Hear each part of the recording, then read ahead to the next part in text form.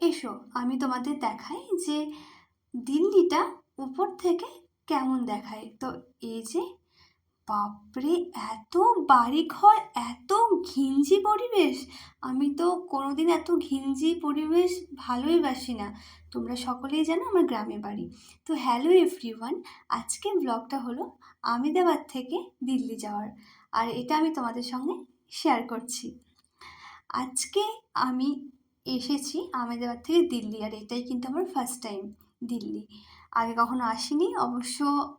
আমার বাড়ি থেকে বেরোনোটা খুব কম ছিল, বেশি দূর বিয়ের আগে। তো প্রথমে পৌঁছে গেছিলাম আহমেদাবাদের এয়ারপোর্ট। ফার্স্টে সব কিছু চেকিং সম্পূর্ণ হলো। তারপর তো তোমরা জানোই যে হ্যান্ডব্যাগের ওই যেগুলো ইলেকট্রিক্যাল সেগুলো একটু সাইড করে রেখে না, এরকম চেকিং। তো পৌঁছে গেছিলাম ফ্লাইটের উদ্দেশ্যে, আর টাইমটা ছিল দুপুরবেলায়। আর কি বলবো, একটু মন খারাপ তো ছিলই, সত্যিই মন খারাপ ছিল সকলকে ছেড়ে, যাদের সঙ্গে আমার কম টাইমে খুব ভালো আলাপ হয়। তো সব মন খারাপকে মনের মধ্যে রেখে রওনা দিলাম দিল্লির উদ্দেশ্যে। তো উপর থেকে আর একবার আমেদাবাদকে দেখে নিলাম, জানি না আর কখনো আসা হবে কি না। আমার এখানে এসে সোমনাথ, নাগেশ্বর, দ্বারকাধীশ এগুলো ঘোরা হয়ে গেছে, আর মন শান্ত হয়ে গেছে। যাক, এগুলো তো ঘুরতে পেরেছি, সম্পূর্ণটা না ঘোরা হলেও। তারপর ফ্লাইটে আমি, আর এটা আমার 4th টাইম ফ্লাইট ছিল। তো খুব কম সময় লাগে আমেদাবাদ থেকে দিল্লি, 1.5 ঘন্টা মতো। তো একসঙ্গে কিছু খেতে খেতে আর মুভি দেখতে দেখতে সময়টা পেরিয়ে গেল। তারপর যখন পৌঁছাবো দিল্লির পথে, তখন আমি একদম অবাক, বিশ্বাস করো।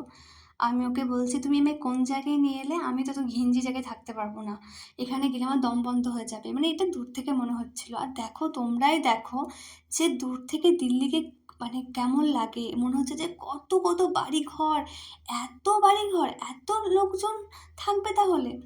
তো আমি ওখানে বলছিলাম যে মা, আমি তো একটু শান্তিপূর্ণ জায়গা ভালোবাসি, কারণ আমার তো গ্রামে বাড়ি, আমি গ্রামেই বড় হয়েছি। তো তারপর আস্তে আস্তে ল্যান্ড করলাম দিল্লিতে।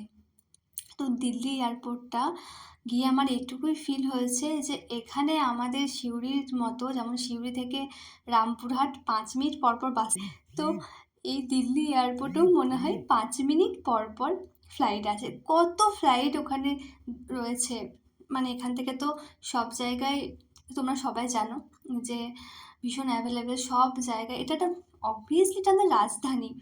তো এটা হলো দিল্লি এয়ারপোর্ট।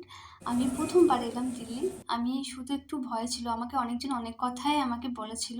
আর এটা হলো ভারত ট্যাক্সি। আমাকে সুদীপদা বলে দিয়েছিল কোথাও গেলে ভারত ট্যাক্সিটা বুক করতে, সেফ, এটা সরকারের আন্ডারে। তো এই যে দিল্লি, বাহ, বেশ ভালো। কিন্তু আমাকে যেন অনেকজন বলেছিল যে নোংরা রাস্তা হবে, নানা রকম, এমনিতে বলেছিল ভীষণ পলিউশন। তো আমরা আজকে উঠবো হোটেলে, কারণ আমাদের জিনিসপত্র আসতে 9 দিন লাগবে, আর ওর অফিস থেকে হোটেল দিয়েছিল। এখন আমার 7 দিন ফুল রেস্ট, তো দেখতেই পাচ্ছ। আর আমার রাস্তাঘাট কিন্তু ভীষণ ভালো লেগেছে, এই নয় যে আমার খারাপ লেগেছে। আর ওয়েদারটা ভীষণ ভালো ছিল। আর এই যে আমাদের হোটেলের রুম, ভীষণ সুন্দর, আমার তো ভীষণ পছন্দ হয়েছে। ভীষণ খিদে পেয়ে গেছিলো, তাই স্যান্ডউইচ আর চা খেয়ে নিলাম। আর এই যে বাইরেটা কি বৃষ্টি পড়ছিল, আমি মনে হয় অনেকদিন পর বৃষ্টি দেখলাম। আমেদাবাদে তো বৃষ্টি পাইনি, বৃষ্টি ওখানে হয় না বর্ষা ছাড়া।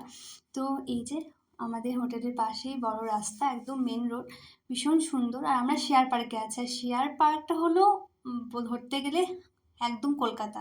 কেন সেটা পরের ব্লগে বলছি কালকে, ভীষণ ইন্টারেস্টিং।